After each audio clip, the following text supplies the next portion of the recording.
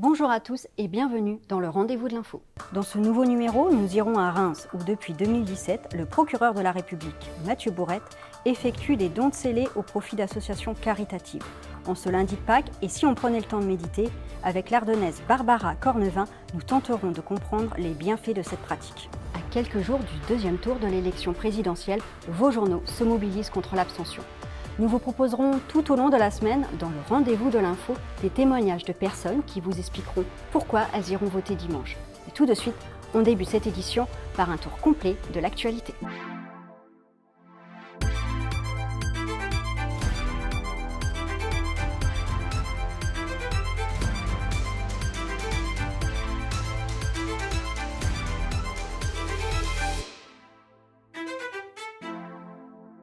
C'est parti. Depuis le début de semaine, l'État procède à la rénovation de la chaussée de la Nationale 51 entre Reims et Charleville-Mézières sur le tronçon compris entre les communes d'Isle-sur-Suippe dans la Marne et Tagnon dans les Ardennes.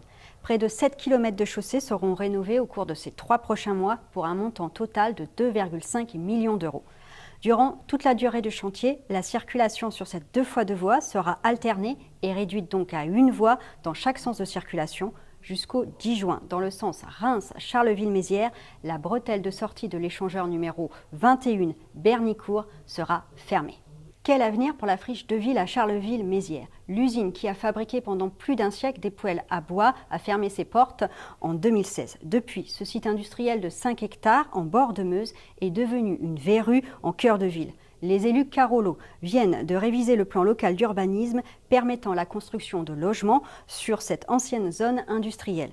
Une résidence étudiante, des logements sociaux, une résidence dédiée aux seniors pourraient sortir de terre.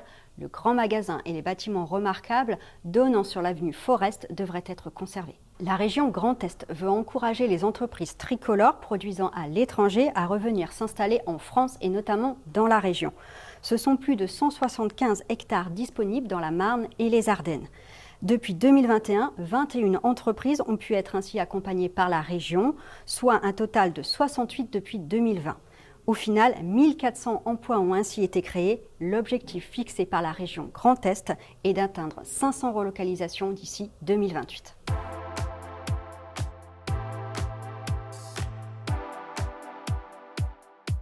Formée à la méditation depuis 2 ans, Barbara Cornevin souhaite partager ses techniques et tordre le cou aux idées préconçues sur la méditation rencontre.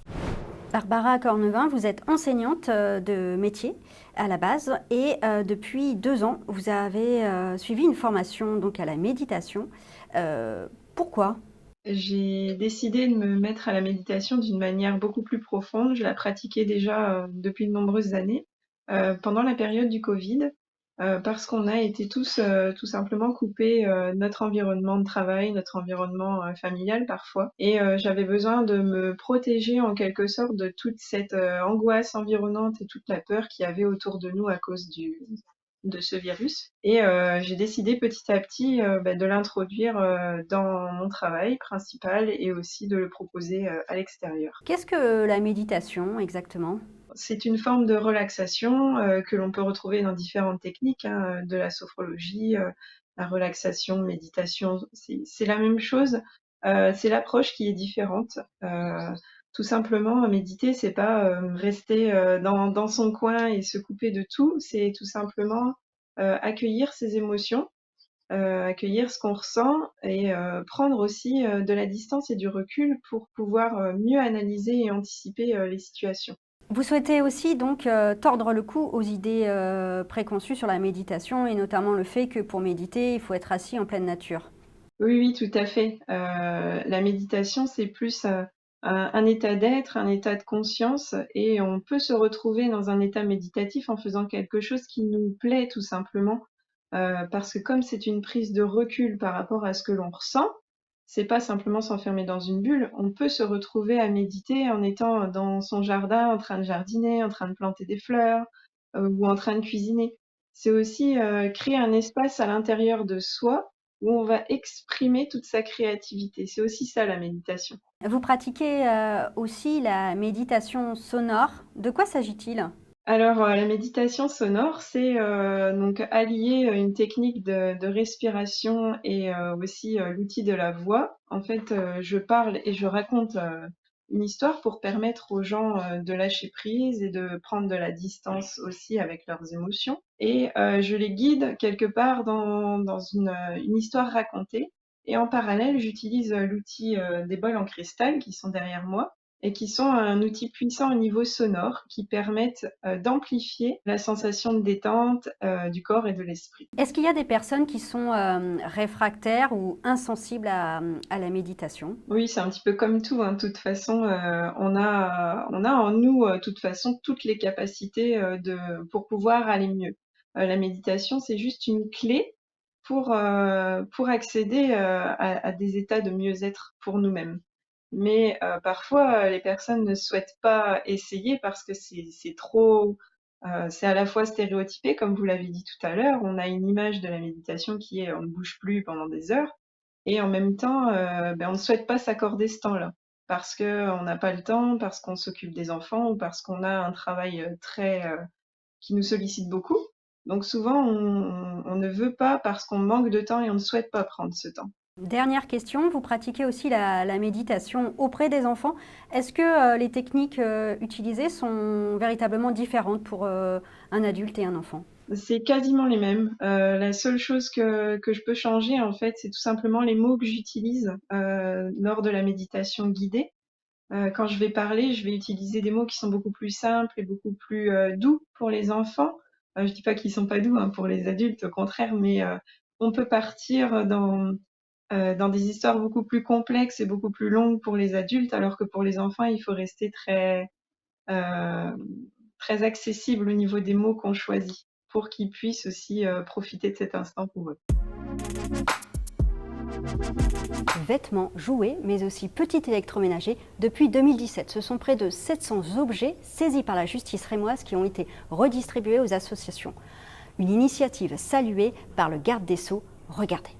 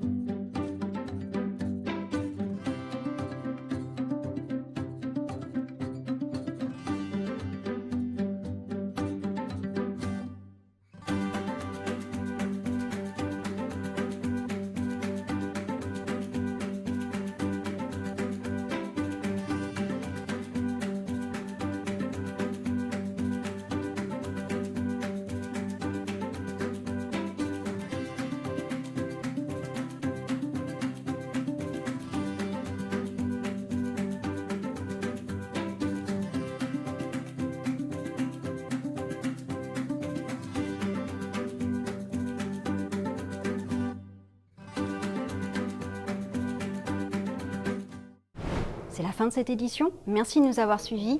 Avant de se quitter, je vous propose d'écouter Catherine qui nous explique selon elle pourquoi il est important d'aller voter dimanche. Vous retrouverez Antonin Lullier mardi à partir de 18h. Mais d'ici là, l'information se poursuit sur nos différents sites internet. Catherine Dolatka, vous êtes commerçante à Chauny, vous avez 44 ans. Pourquoi irez-vous voter ce prochain dimanche au deuxième tour des élections présidentielles? Bonjour, alors tout simplement parce que c'est un devoir d'aller voter. J'en ai pas profité étant jeune, puisque pour moi ça me semblait pas si important que ça. Et au fil du temps, on se dit que si on n'est pas d'accord, on n'a pas le droit de râler. On n'a pas donné notre avis.